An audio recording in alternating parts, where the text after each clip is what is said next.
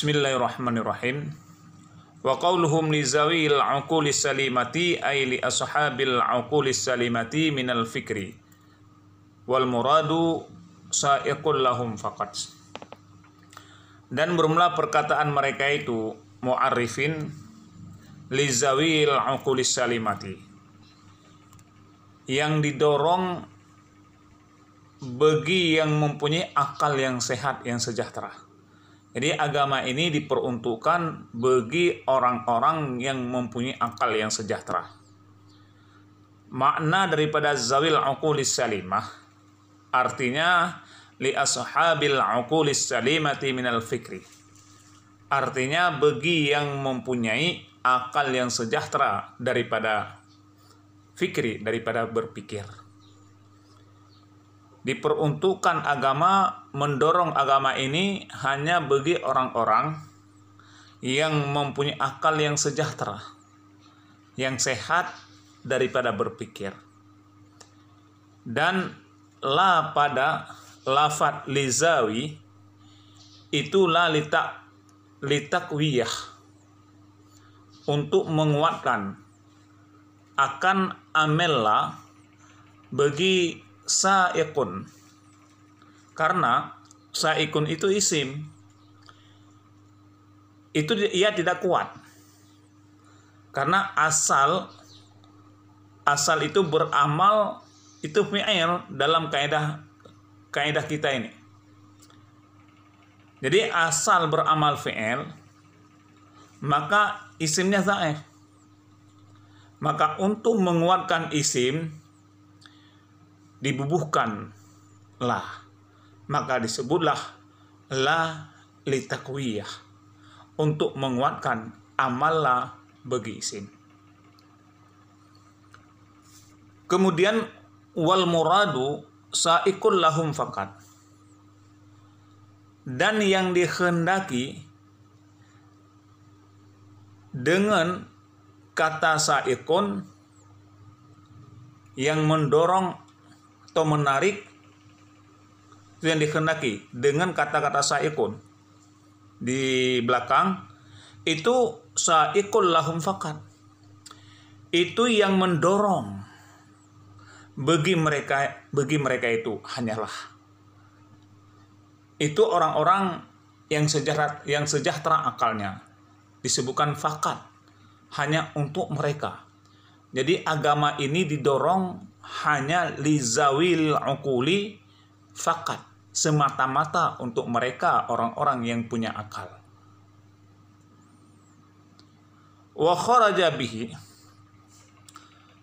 ma yasukuhum wa ghairuhum minal hayawanati, dan keluar dengannya zawil uqulis salimah, dikeluarkan oleh musannif daripada kata-kata zawil uqulis salimah, supaya tidak masuk dalam kategori lafaz zawil uquli atau li ashabil uqulis salimah minal fikri ma yasukuhum wa ghairuhum minal hayawanati, oleh barang atau oleh sesuatu yang didorong mereka itu dan selain mereka itu yang mempunyai akal yang sejahtera daripada berpikir.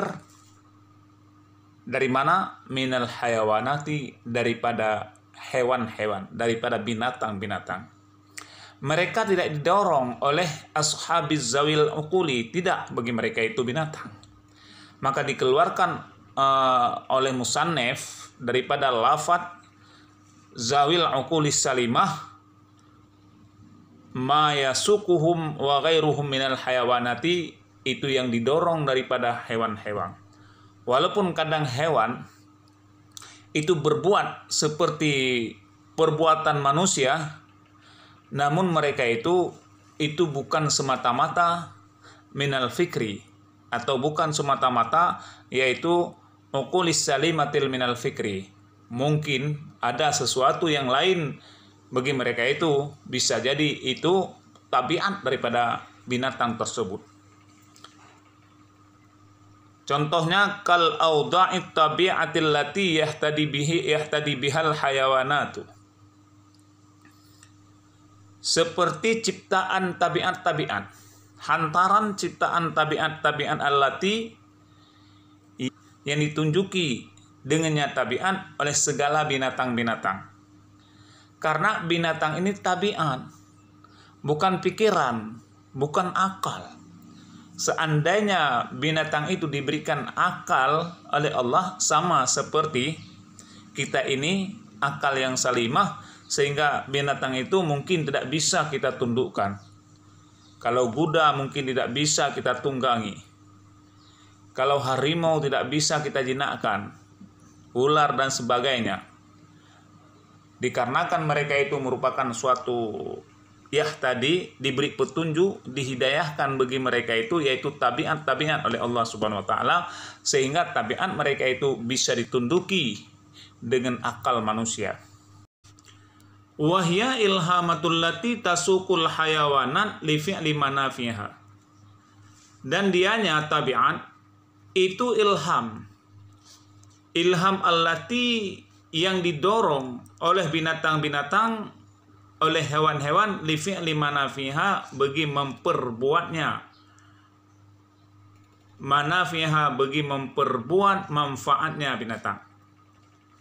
Jadi tabiat itu untuk mendorong, untuk menarik bagi memperbuat manfaatnya binatang. Dia dengan sebab memperbuat tersebut yaitu ada manfaat. Jadi binatang itu bukan zawil uqul, bukan yang mempunyai akal yang sejahtera, akan tetapi merupakan yaitu tabiat. Tabiat itu merupakan ilham, suatu ilham yang diberikan oleh Allah kepada binatang untuk terdorong binatang tersebut bagi memperbuat yang ada manfaatnya bagi binatang tersebut. Bukan suatu pemikiran. Jadi tidak zawil uquli salimah itu bukan mendorong kepada agama, dan binatang tersebut atau hewan tersebut itu bukan sesuatu yang punya pikiran. Walaupun semisil perbuatan binatang itu adalah seperti perbuatan manusia. Tapi kalau manusia itu berbuat sesuatu dengan pemikiran. Tapi kalau binatang berbuat sesuatu hanya itu dengan tabiat, yang tabiat tersebut ilham daripada Allah yang mendorong binatang tersebut untuk memperbuat agar ada manfaatnya bagi dia itu. Contohnya kanasjil angkabuti, seperti tenungan laba-laba. Nah, itu kan seolah-olah laba-laba itu kan ada pemikiran. Tapi itu bukan, memang itu ilham daripada Allah Ta'ala. Dia itu membuat sarangnya itu agar ada manfaat baginya. Itu namanya yaitu tabiat. Memang tabiat demikian. Coba kita suruh yang lain, itu laba-laba tidak mungkin berbuat. Tapi itu merupakan suatu tabiat yang sudah terbiasa dengan hal yang demikian. Wa ittikhazin nahlid buyutan, dan seperti menjadi oleh lebah buyutan akan rumah. Coba kita nengok bagaimana lebah membuat rumah itu kan cukup bagus. Tapi itu bukan zawilul uqul, bukan yang punya pemikiran atau akal dia itu. Memang itu merupakan tabiat bagi binatang tersebut untuk dia dapat membuat rumah agar ada manfaat baginya. Itulah yang diilhamkan oleh Allah kepada nahli, kepada lebah tersebut. Maka itu dorongan yang hewan-hewan tersebut itu bukan dorongan untuk agama. Dia itu dorongan tertariknya dia itu hanya untuk manfaat baginya. Bukan untuk menyangkut dengan agama, tidak. Karena dia itu bukan persoalan zawilul uqul, bukan menyangkut dengan bukan menyangkut dengan pikiran atau akal, hanya semata-mata tabiat yang diilhamkan oleh Allah kepadanya. Wa istinabi, dan juga seperti menjauhi yang memberi mudaratnya binatang. Binatang tahu kemudaratan dia itu. sehingga dia menjauhi daripada muzarat-muzaratnya. Karena farisyati seperti larinya kambing minazibi daripada serigala atau daripada harimau. Dia itu tahu kemuzaratannya, dia itu lari menjauhi daripada harimau atau binatang-binatang buas. Kenapa? Itu merupakan tabiat, sudah menjadi kebiasaan bagi binatang itu, bukan suatu akal daripada binatang itu untuk menjauhi daripada binatang buas itu, bukan.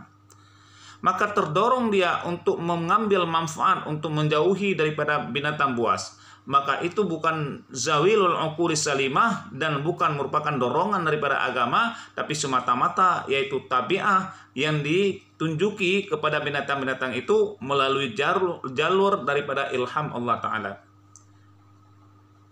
Dan wa ghairi zalik, dan seperti dan selain demikian, dan banyak lagi contoh-contoh yang menyangkut dengan tabiahnya binatang. Jadi binatang itu bukan akal seperti akalnya manusia, tapi dia itu merupakan tabiah yang dihidayah oleh Allah Ta'ala, yang disebut dengan hiya ilhamatu, yaitu ilham diberikan kepada binatang bagi untuk mengambil manfaat daripada perbuatan binatang tersebut. Jadi bukan akal pemikiran daripada hewan-hewan tersebut.